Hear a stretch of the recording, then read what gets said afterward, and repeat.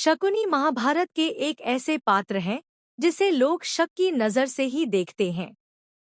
शक किसी गलत काम का नहीं बल्कि षड्यंत्र का।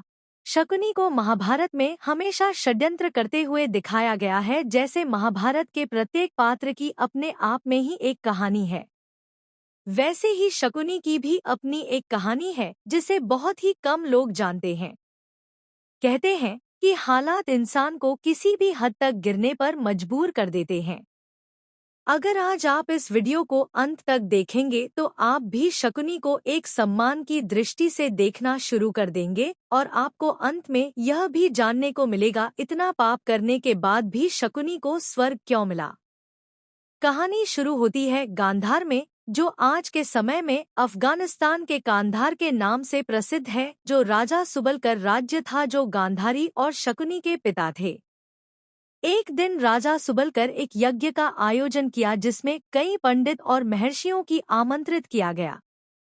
एक ज्योतिषी भी पहुंचे जिसने राजा सुबल को यह बताया कि उनकी बेटी गांधारी की किस्मत में एक ग्रह दोष है, जिस कारण जिससे भी उसका विवाह होगा वह वहां से कुछ देर बाद ही मारा जाएगा। राजा सुबल यह सुन काफी दुखी हुए।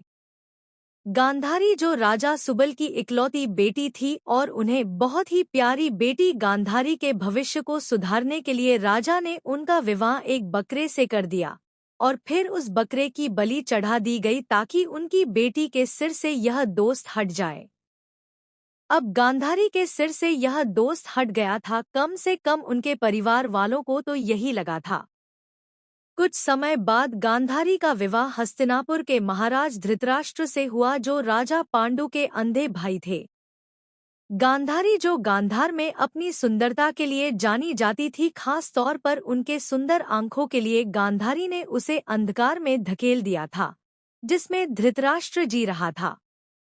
इस बात से शकुनी बिल्कुल भी खुश नहीं था और सब कुछ ठीक रहता अगर धृतराष्ट्र दी गई कि उनके पूरे 100 सदस्यों के परिवार को दिन में केवल एक बार एक मुट्ठी अन्न खाने को ही दिया जाए। एक मुट्ठी अन्न से भला पूरे परिवार का पेट कैसे भरता, यह सोचकर यह दंड दिया गया था ताकि वह सभी मारे जाएं। राजा सुबल यह सोचा कि अगर मैंने अभी कुछ नहीं किया तो मेरा पूरा परिवार ही मर जाएगा।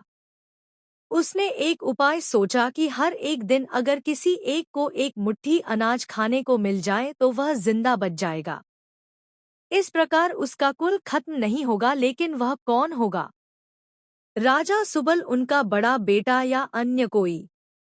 राजा सुबल अपने बेटों की परीक्षा लेने के लिए सोचा, यह जानने के लिए कि उनमें से सबसे ज्यादा बुद्धिमान कौन है और जो अपने पूरे परिवार का बदला ले सके, क्योंकि वह जानता था कि उसका समय अब आ गया है। राजा सुबल कुछ सोचा और एक हड्डी ली और हड्डी में से एक धागा डालने को अपने पूरे परिवार के सदस्य को कहा, लेकिन सभी इस काम में विफल रहे।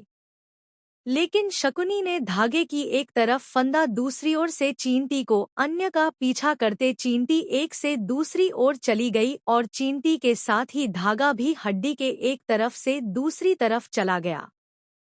इस तरह सबसे छोटे राजकुमार शकुनी ने अपनी बुद्धिमानी दिखाई और पूरे परिवार में से वह बच गई।